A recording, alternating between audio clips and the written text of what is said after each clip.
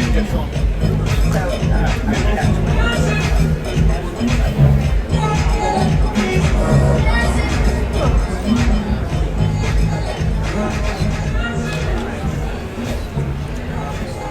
morning, ladies and gentlemen. How are we all?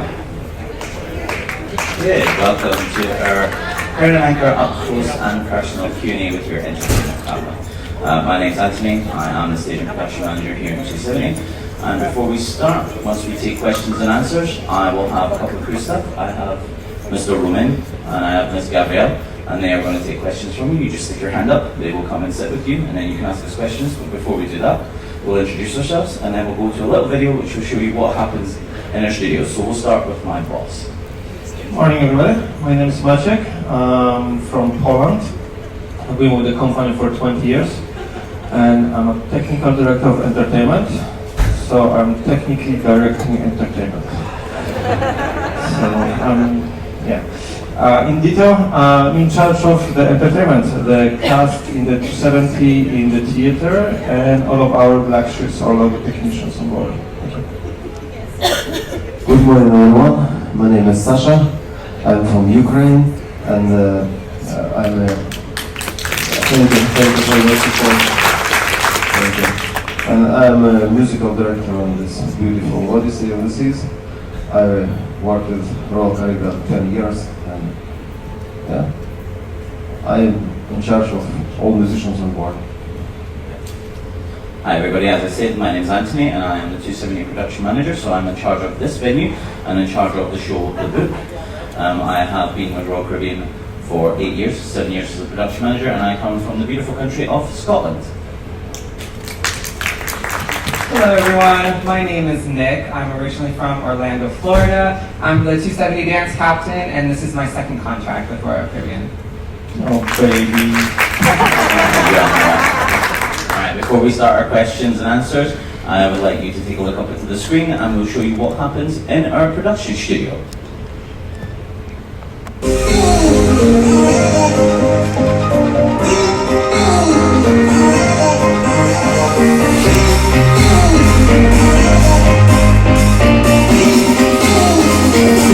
We do it all here.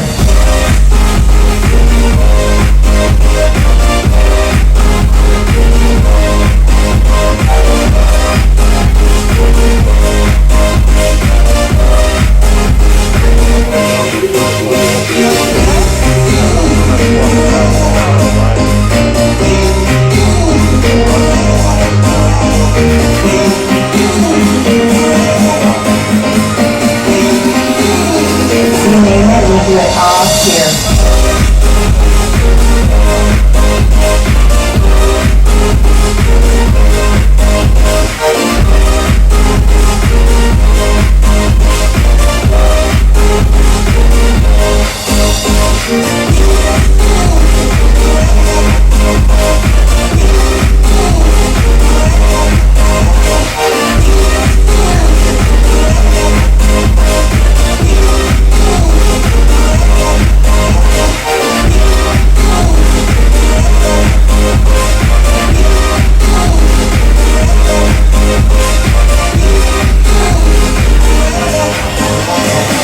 You name it, we do it all here.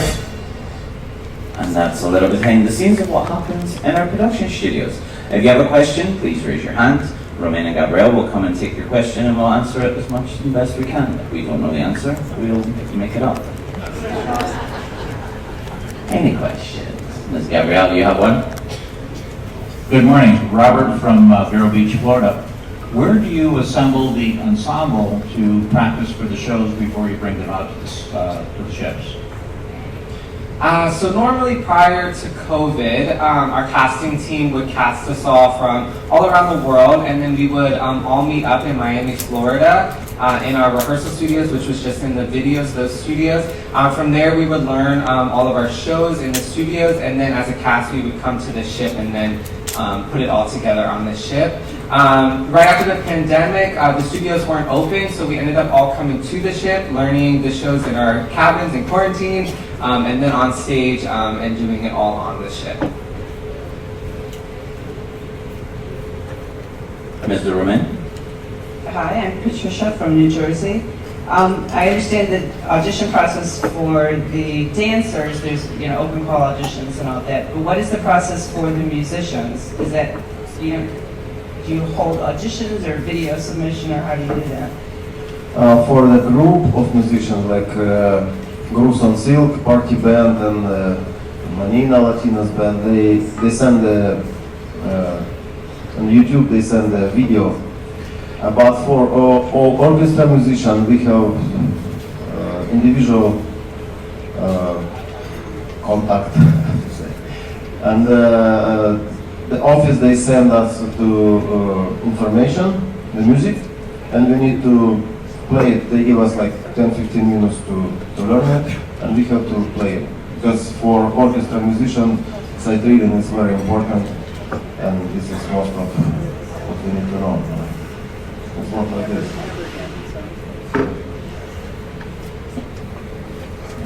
Mr. Roman? Hi there, John from Phoenix, and I was just wondering how many shows don't make it to production when you're doing a creative process of determining what show works for these types of stages. How many get brought up, how many get weeded out, and until there's finally just one that you put on?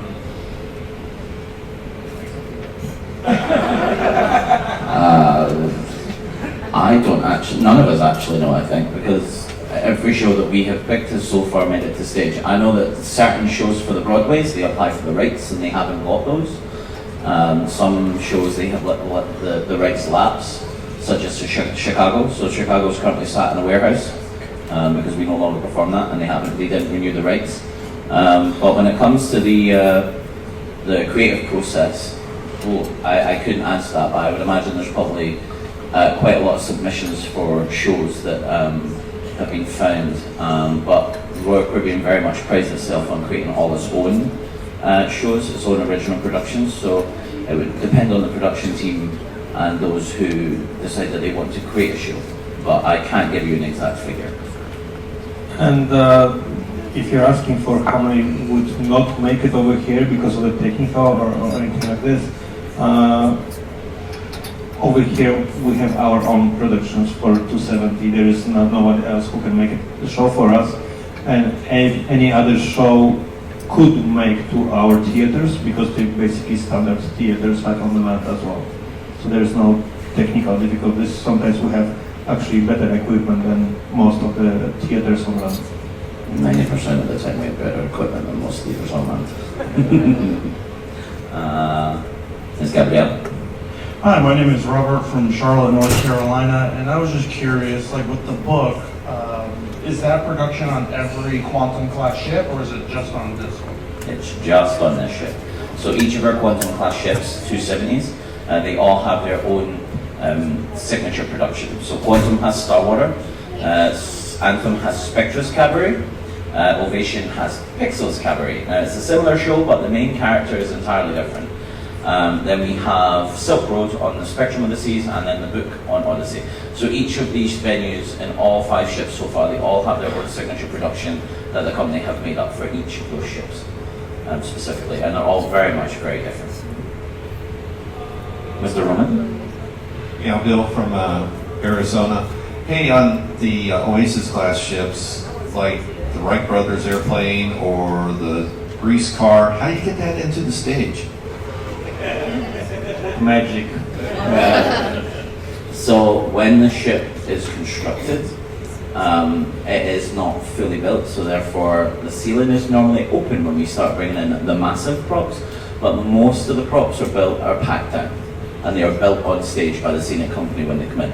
So I know that the Wright Brothers plane was pretty much flat packed like IKEA, and then they brought it on and they built it up. But that's a foy apparatus as well, so therefore it was a combination of 2 companies that made that. With the Grease car, that is entirely our scenic companies built, and they do basically just pack it in and it comes in sections. The shell gates are actually quite big, and then you have the bosun shell gate up on the higher decks that we can crane lift stuff into and then bring down via the ceiling. Certain stuff we basically build the ship around. For example, all robots over here with the big beam, this is all together like 7 tons or something like this, something crazy. So basically they put this one over here when there was no back of the ship yet? Basically, the two beams on either side of the gantry, they support the roof here. So they were already pre-installed before we started bringing everything in. So the gantry was built before we even had the windows in the back of the ship. Next question, Ms. Gabrielle. Hi, Mark from Virginia. Real quick, who oversees the main dining room staff shows? I noticed on this one they weren't doing anything, and I know in the past they have done things. So are they not doing anymore? They don't fall under entertainment. I believe they are done by the F&B department, and they have their own little production company that do that. That's the best answer I can give you because we don't take anything to do with them. You mean like the Nations Parade, etc.? Yeah, they're normally done by the F&B department. We don't take anything to do with those. But I do believe they are doing them on the other ships, but I think it's only just started coming back now that we're coming out of the phases for COVID. But during the pandemic, no, they wouldn't have. Next question, Mr. Roman. Hi, I'm Fernando from Miami. The Showgirls, is that going to take over the book, or is there going to be two main shows here? And when would that start? Showgirls is not based in here. Showgirls is based in the Royal Theatre. It's a production show for the theatre. They are currently in install, so they're installing the show right now on the stage when the venue is not in use, and it will premiere on May 15th. There is only one show in here, and it's the book. That's the only one that's made for 270. The theatre has two production shows. It has the two signature shows, which is The Effectors, and then as of May 15th, they will also have their signature show, Showgirl, back up and running. So they're currently all in install right now, so they're learning the show on the stage as we speak. Ms. Gabrielle? Hi, Debbie from Florida and Connecticut. I'm wondering how often you change the 270 and the stage productions. We just sailed on the Oasis, and we're going to be there again in July and then January, and I'm wondering if they're all going to be the same show. We don't change our shows out. It is a logistical nightmare. It does happen. The rights for cats, etc., comes up every 5 years, and then the company make the decision on whether they're going to change them out. But what we have to remember is that these shows are that big that we have to take the ship out of service. So the ship will not sail while we do that, because we'll have to change out all the automation, all the scenery, all the props, some of the technology, depending on what show they're putting in. And it can cost anywhere up from $5 million to $50 million just to swap out a show. The best example I can give you for that is Broadway Rhythm and Rhyme on the Grandeur. That show is currently 23 years old and has never been changed out. And the biggest part of that is if our guests rate the shows highly, then why change something that you guys like to watch? So it is something that they consider, but it has to be done only when the ship goes into dry dock. So it's a massive undertaking, the logistical side of it, and the amount of money that it would cost to change out a show. And for a new show as well, because production of a new show can run anywhere between $5 to $30 million, depending on what they want to put in. So it doesn't happen very often. Sometimes it does. The best example for that is when they moved Mamma Mia from the Quantum of the Seas over to the Allure. And then Quantum got its two original production shows, Sequins and Feathers and Sonic Odyssey. But that was a massive undertaking where both ships had to go back into dry dock to have those shows removed and put in. So that's the best answer I can give you for that one. Next question, Mr. Romain. Mike from North Carolina. I had a question, I don't know if you can answer, about the effectors. We watched a documentary the other day on it, and they had this scene where they all had black LED costumes on, but then it would never came out in the show. Is there a question? That's the most politically I can say. Basically, we have technical issues with those costumes at the moment, and we had to cut out the whole section of the show. I'm not gonna try to lie to you or anything like this. That's the most honest answer I can give you. So unfortunately, there is a couple glitches here and there, and we're waiting for the parts actually to arrive. Hopefully this turn around and we can bring it back. Any more questions? You can ask us anything. I mean, anything. We'll answer. We can make up stuff. Yeah. This is for the team captain. When you do your auditions, how did you get chosen as the team captain, and who makes the final decisions for the cut and how many try out usually? So we all have open calls. We'll hold them all over the world. They were just in Australia last week. The week before they were in Mexico. So they have auditions all over the world, and they're like open call auditions. So hundreds of dancers at a time will go to these open calls and line up around the street, and you'll go in groups of maybe, I would say, depending on how big the studio is, maybe 50 or 20 people at a time. They'll teach you a routine, and then basically you'll just do it for the casting team, and from there they'll make cuts, and then usually if you are chosen to stay, you'll come back at a later time and learn another routine, and then it just depends on how many routines they have or cuts they're going to make, how many people they have until the final round. And then from there, what they do is they put you in their books because they might not have a contract for you right away, but they have a system where they can pull you from if they need to cast you in the future. And then dance captain wise, once you get to Miami, you apply for the position, and then you'll have an interview with our casting team, and from there they'll choose who they find most fit for the captain. Roughly around 30,000 dancers audition every year for Royal Caribbean. That's about the number that we get. Next question, Ms. Gabrielle. Hi, Mary from Villages, Florida. Pete Matthews was on Independence of the Sea a couple of weeks ago. Well, will it change today, tonight, or will it be the same act, I wonder? With Pete, I'm not going to say it will be the same. With Pete, having worked with him previously on Anthem last year, his show has minor changes. It's not always exactly the same.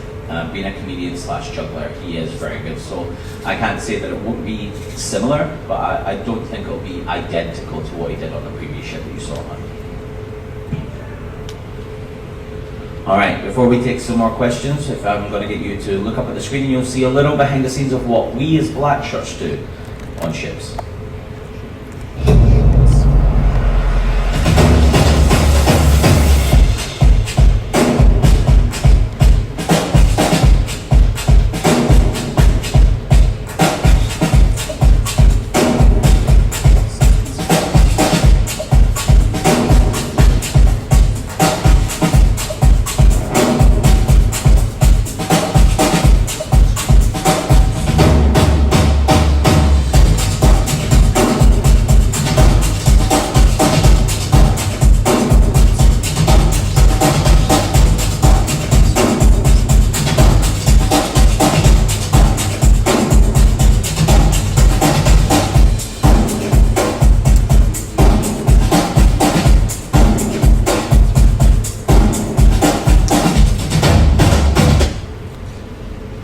A few about what me and Magic do backstage on shows. Mr. Rowland, you have a question? Yes, Marixa from Florida for the dance captain. You explained to us how you guys go to auditions and you go from, the different variations. But can you talk to us about your own unique experience? So I, 2 months before I graduated from college, I went to school in Los Angeles. I saw they had an audition in Vegas, so I rounded up a couple friends and we drove over to Vegas for the weekend, and I went to their audition. And we started out with a technique combination, so they lined us all from one side to the other, and they had us do kicks, jumps, and turns across. From there, they made a cut, and I stayed. And then from there, we had a jazz combination. They made another cut. And then from there, we did a contemporary combination. They made another cut. And then I think there was around 20 dancers left. And then by that point, they had us go across the floor and show any special skills. So I can tumble, so they asked if anyone could tumble, and we would tumble across the floor to show any special skills. From there, they made a smaller cut, and then that was the end. I think there was about 12 of us that stayed. And then we just write down all of our information for them, give it to them, and then 2 weeks later, I got a contract. Yeah, so it was a quick turnaround for me. How long have you been on board? Wow. So a normal dancer contract, I would say, is anywhere from 8 to 9 months. I got here July 1st of last year, and I leave July 1st this year. So I'll be on here for a whole year. Yeah, 12 months for me. Ms. Gabrielle? Can you give us a preview again, Robert from Florida. A preview of what is coming out on the Wonder of the Seas. What production show or what technical shows will be on that ship? So for Wonder, the only one that I know for definite is the Aqua show, and it's called Intense. And it is an all-female production, which is great. I'm really proud that our company's doing that, and it will be an all-female aqua cast. Dancers, aqua dancers, synchros, divers, high divers, and acrobats. So that I think is absolutely phenomenal. That is the only one that I can tell you for definite that I know about. When it comes to the theatre in Studio B, I have no idea. They haven't announced it really. Studio B is doing a show called 365. It's, I think, about the seasons throughout the year. And then theater is doing a second version of The Effectors, and then a show called Voices. He knows more than I do.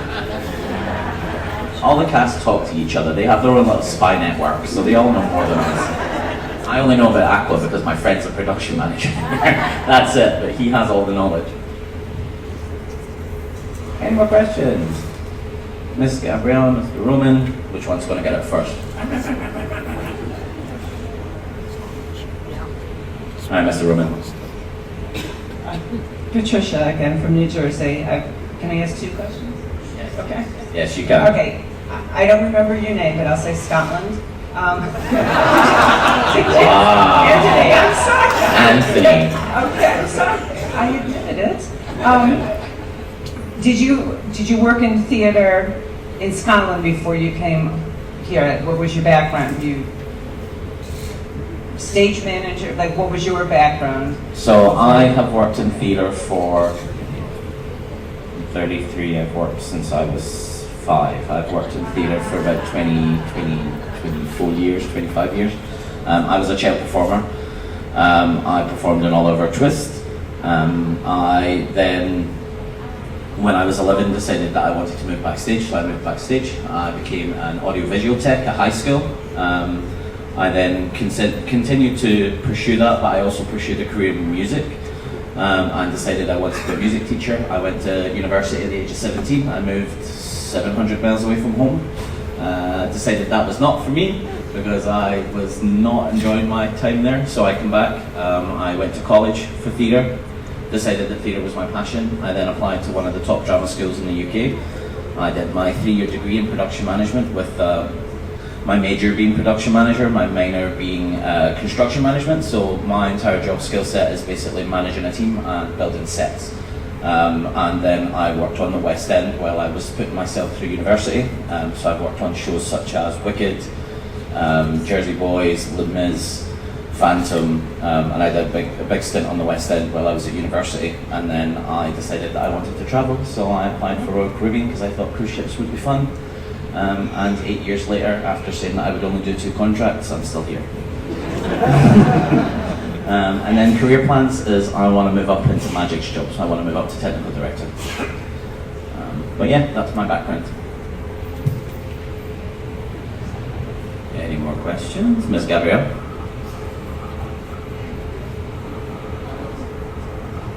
We've got Carlos from Buenos Aires here.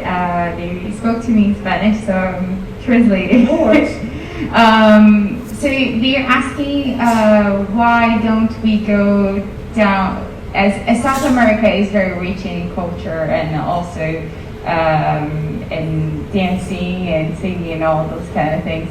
Why don't we go down there as well as a company to look for some performers or inspiration and all those kind of things. It's everything they feel that's more orientated for the American crowd. So we audition all around the world, and I know that they audition in Brazil, so we do get South American talent. One of my technicians is from Argentina. When it comes to South American culture, we do have shows that are based on that. We have a show that was created by Mario and Daniel Solerio, which is called Tango Buenos Aires. And it is one of my favorite shows in the fleet, and it actually requires us to hire South American ballroom couples. So we have 4 different couples in the fleet. The show is on 3 different ships. and it's basically based around the music, the culture, and the dance styles of South America, all different tangos, salsas, etc. And it is one of the most beautiful shows I've ever worked on. They do aim to take musical inspiration in most of the shows from all over the world. As you've seen with the book, it goes all over the world. We have the Bollywood section, it's the same for Spectra's Cabaret, it's the same for many of our shows. We also have Invitation to Dance and Ballroom Fever, which takes music from all around the world as well. They do pasodobles, they do salsa, tango, Argentinian tango, they do the waltz, etc. So we take our musical inspiration from all over the world and we try to represent the entire world when it comes to our production shows. And that's most of what I know. You guys learn a lot of ballroom stuff in the studios as well as their normal shows, because they try to teach extra skills to all of our performers so they are ready for any shows that we put in. That's the best answer I can give. Any more questions? I can't see hands. Mr. Roman, do you have one? Honestly, there are no questions that we won't answer. Personal stuff, maybe a little bit, but you can ask anything. It's me again. Hi. New Jersey. That's what I'm going to refer to you as now. Yes. New Jersey. I'm Scotland, you're New Jersey. For our technical gentleman. Magic. Thank you. How big is your team operating all of this intricate stuff that if it's not happening on cue could be a big problem? How many people are on your team? What's the type of training or the length of the training to learn everything? If my numbers are correct, because that's changing every time, unfortunately, for both rooms over here and the theater plus the music hall, we have around 12 stage staff. We do have 4 rigging assists, we have 3 riggers, we do have altogether 3 sound technicians, we should have 3 light techs, we have 2 at the moment. We have 1 launch tech, 3 production managers, and myself. So it's around 30 people, plus we should have 16 cast members over here into 70. And we do have 25 cast members in the theater itself. As for the specific venues, it's more or less half and half over here. And yes, the amount of people that is working over here is quite big, and the stuff that you guys see over here on the stage and in the air, obviously, it's a one show. The other show is in the rig and downstairs. It's a complete organized chaos, but it's actually really impressive to see this one up close, even for myself. Once for a while, I'm going over there and checking here and there, and it's amazing. It's really cool. I wish you guys could actually see that, but it's great. Training-wise, the aerial team, they go to Las Vegas and train with a company called Foy Enterprises, and they do about 3 weeks training with them, and then they have to set a final exam to certify them as a rigger, for them to be able to. And when they get certified, they usually start in a sort of junior position, which is the rig assist, and then they will progress up the more they work into the full entertainment rigging specialist. For the stage staff, most of them already have qualifications or some theatre background. When they join the company, we kind of strip them back and teach them the way that we do it on ships, because it's not exactly the same as what we do on land.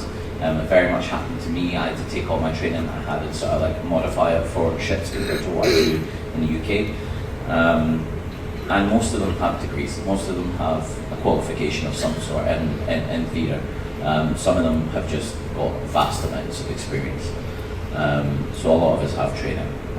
I have some automation training, but I learned all my automation knowledge on ships, because when the show is running, I'm up in the booth and I am running all the automation that you see. So all the lifts that move, the robots, that's all controlled by me during the show. And then my light and sound tech, they have their own qualifications in what they do as well. Ms. Gabrielle? Nyla from California. I have like 2 quick questions. One is, when is the book on any other ships besides this one? Okay. And then No, it's not. It's only for Odyssey of the Seas. Awesome. And then the next question, how can we find out like when the your Broadway shows are coming back? Like I got to see Cats on one of the ships a couple of years ago. And is it a way that we can kind of know what's performing before we get there? Or because of pandemic you really can't? At the moment, we are struggling with the installers because there's so many people there's so many ships that have come back to service, and the installers do multiple shows each. So they're prioritizing them. A lot of the ships have their secondary shows right now, and the main Broadway shows will be installed in the next couple of months. Oasis is the ship that has Cats. Independence and Harmony have Grease. Symphony has Hairspray. Allure has Mamma Mia. And Anthem of the Seas has We Will Rock You. We Will Rock You is on the Anthem of the Seas. They are just installing it right now on the ship. They've just finished in the studios. And as for the other ships, I don't know. But normally if you check the website, it'll tell you which one's currently being performed. So if you book, you can probably find out from the website. Welcome. Ms. Gabrielle. Hi, Cindy from Vero Beach, Florida. How many seamstresses do you have on board or staff that's actually making all your costumes for all your shows? None. All the costumes are created on land and brought on board when the ship is the ship and the show are brought into inception. We do have cast members who are trained though, and they are trained in the upkeep of the costumes as well as any minor fixes that they've got to do. So Nick used to be the wardrobe supervisor for our show when he was with the previous cast, because Nick has actually extended and done both cast 1 and cast 2. But Nick was our wardrobe supervisor. Maybe you can give them some more info on what you do.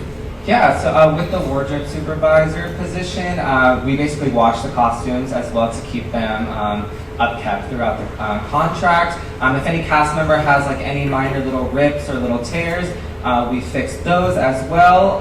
If it's something that's larger, like we need a new piece of fabric or new shoes, that's when we reach out to Shoreside and we ask for their assistance to come on board. Luckily, we've had a lot of customers on board from Shoreside come on for various reasons. We've had new cast members come on. The theater cast just came on about 2 months ago, so we've had customers for a long time. So if there was anything that happened like majorly, we would be able to have them assist us with that, but that's not a normal process. Usually when the whole cast would come to the ship, the Shoreside customers would be on to alter the costumes to the new cast, but then they would leave right after that, and then the wardrobe supervisor would take over. Mr. Roman. Hi, John from Arizona. For the black shirts specifically, I know that for dancing, they practiced the show in Miami, or pre-pandemic it was in Miami, or in the rooms in the pandemic, but for the black shirts, do they practice with that cast in Miami, or is it only on the install when it gets onto the ship? So it's only, for us, our positions are slightly different because all our contracts are different, so we all come and go separately, whereas the cast come as one group. It's kind of different just now on the ship with the book cast. They've all kind of staggered in, but they will all leave together. For the black shirts, we swap out independently. And basically, you will have a member from the other venue who will learn the track as a handover, so that when a new person comes on, they can then teach it to the new person, taking over from the person who's left. And then they will learn the show that way. For the theatre, they will do tech runs so that people can learn it. For me, with my guys here, we don't technically get a chance to do tech runs because this is an open venue, but with the amount of shows that we perform, it's not necessary. So they normally will have around about 2 shows to watch. They will then have a chance to run it with the person behind them who will assist them and give them pointers if they forget anything, and then they will do it with the person behind them but not saying anything for the next show. And then pretty much they get left on their own, and it's fly or fall. And with the talent that we have downstairs for the black shirts, they always fly. So I've been very lucky in this venue where we have very strong staff. Any more questions? Mr. Roman? Loretta from North Carolina. How often do you have to cancel a show because of rough seas? Not very often. to be honest. Honest question, honest answer. We are on the ship and sometimes the ship moves a lot. However, we have our procedures also over here. One of them involves captain, so he goes somewhere else. However, when we cannot avoid that, there are certain levels of the movement of the ship, so we're going to react to this one. We're going to have a meeting between production manager, dance captain, cruise director, myself, and we will decide what's going to happen with the show. Are we going to continue, or we will have to reschedule this for later in the evening or the next day, depending on the situation. If it's not as bad, we will take out, for example, in the theater, we can take the high heels, they can dance on the flat shoes, they can adjust a little bit of the choreography, we can adjust maybe flying or use of certain props or scenery pieces. However, we will do our best to actually have the show as safe as possible for you guys to enjoy the performance. However, let's be honest, if the ship is moving that much that we cannot perform, you guys are not going to be in the theater. You're going to be somewhere else. You're going to be eating green apples and drinking ginger ale trying to settle your stomach. Very politic, correct answer. Gabi? Good afternoon, Roderick from Norfolk, Virginia. I have a niece that is graduating from university, and she is a mass communication major. What field would I need to encourage her to apply to the ship to make work, the board, and things of that nature? Clarification on mass communication degree, because I don't understand. She does production, they call it mass comm. She does production, she does studio production for television as well as theater. So there are two separate paths that she could use for ships. She could apply for production airside, and she will come in and start as a stage staff, which is basically a crew member. So she'll be running tracks on the shows. Or if she's interested in more studio/video AV, she could apply for the broadcast side, and she would be part of our broadcast team who would take care of all the filming of all the events, as well as the care of all the audio-visual equipment on board, as well as all the TVs and programming that you will see on there. So there are two paths for ships that she can follow. If she's more interested in working on land, then I would advise that she starts working with semi-professionals, that's amateur dramatics, build up her repertoire there, and then push to get part of, well, for the American side, I know that you guys have to be unionized to work on proper shows, so I would advise that she aim to start getting her equity points so she can join IATSE and get herself in a union, and then start working on land that way. That's what I would advise. Mr. Rowley, you have one? Yeah, I'm Mike from Orlando, and I watched the Infectors. All the drones, how many drones do you use and how many people control them? That's a question for you, Maciej, because I don't know. 48, I believe. If I'm not mistaken, I believe it's 48. There's a 6 round by 8. I think it's just under 58 to be fair. Yes, 48. Sorry?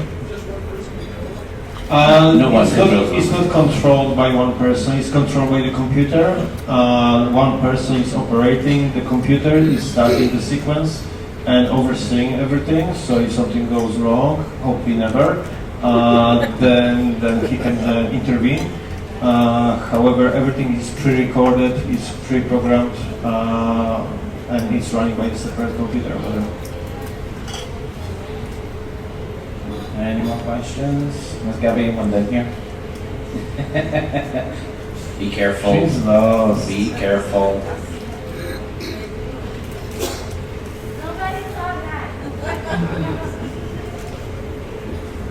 Marixa from Florida. This is for the music director.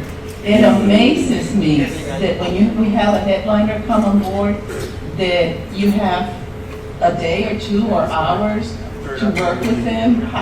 What's the process? Can you talk to us a little bit about the process? Usually we have 1 hour, 1 hour and a half rehearsal, and that's it. That's why I thought that when we do an audition, we have to have very good sight reading. This is very important. They give us the music and we have to play it immediately. Yeah, they have to have impeccable sight reading. So they basically get handed a chart. They have it for about 10 minutes. When you get handed all your charts, you get 10 minutes to look over what songs you've got, and then basically they will get the headliner and they will go 1, 2, 3, 4, bang, and they all have to play it there and then. So, as Magic always says, and I agree, these guys are phenomenal. The amount of talent that they have to be able to sit there with just a chart in front of them and then play and practice with the guest entertainer for an hour and then perform 2 shows for you guys at nights is just phenomenal, and I think they all deserve a round of applause. Thank you. Do we have any more questions? Mr. Roman? Hi, I'm Frances from Ontario, Canada, and the audio effects, or the visual effects, audio is great too, were phenomenal for all of the shows, from the effectors to the chapter of the book. There's a production company that's done all of that work for you, and I'm wondering, I heard it is in Quebec, Canada. Do you know the name of the production company that did all the back work for, the picture frames that had people waving? So for the book, our audio, the production company that actually helped us produce all the audio visual is called Moment Factory, and they work from Montreal, Canada. And I do think they also have an office in Quebec as well. But they are the ones that basically helped to do everything with regards to the visual effects for the robots. So they helped us with that, as well as everything for the Vistoramas. They created all of the content for the venue basically. And they are Moment Factory. Moment Factory, yeah. They are the production company that we work with when it comes to our 270 shows. Alright, I think we have time for one more. Ms. Gabrielle? Phil from Florida. On the effectors, when the characters come up out of the stairwell on the main floor, is there some kind of a tunnel there, or is that whole area under the main floor just one big open area and they easily walk? How do they get to that stairwell? You're half right. We have 2 tunnels. I'm actually serious right now. We do have very small tunnels. They're more like this height. We call them rabbit holes. They go from the area on the sides of the stage and they go all the way to the back where you have the small staircase going down to the main floor. That's where the entrance is. It's like a small gated area over there. So that's how they go. We don't have an extra space over there underneath the audience. We have actually, I believe we have some cabins underneath as well, which is not a very good place to be. We have the crew mess. Yeah, we have less in the front. We have the crew also area underneath the theater. As soon as the fight starts, all you hear is bong, bong, bong, bong, bong. Not fun. No, I forgot that you have the 2 rat runs on either side, one on either side. Yeah, so a little tunnel that everybody can run through. So we're going to end our session here. If anybody has any more technical questions, I'll stand at the front of the house and you guys can come and ask me. But what I want to do is have you look at the screens, and we will show you a video that was created during the pandemic by many of our cast members and our shoreside managers. And it's a song that many of our Crown and Anchor members would remember from previous years. It is our welcome aboard and farewell show, and you may see some friendly faces from the cast on board. And they are singing in cabins while they're in lockdown. They are singing in their back gardens, in their own houses. Some are dancing in back gardens, some are dancing on empty stages on ships that have no employees and no workers on them anymore. But yeah, take a look at the screen and enjoy. Thank you.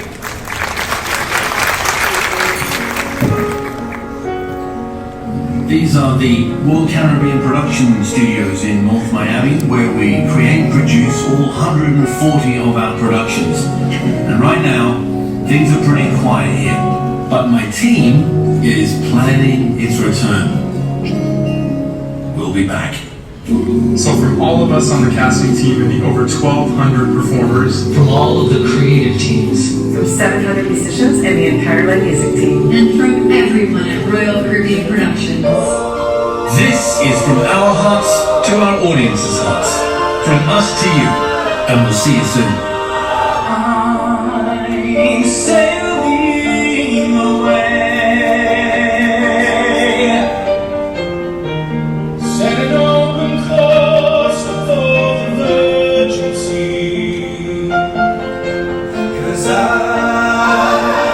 got to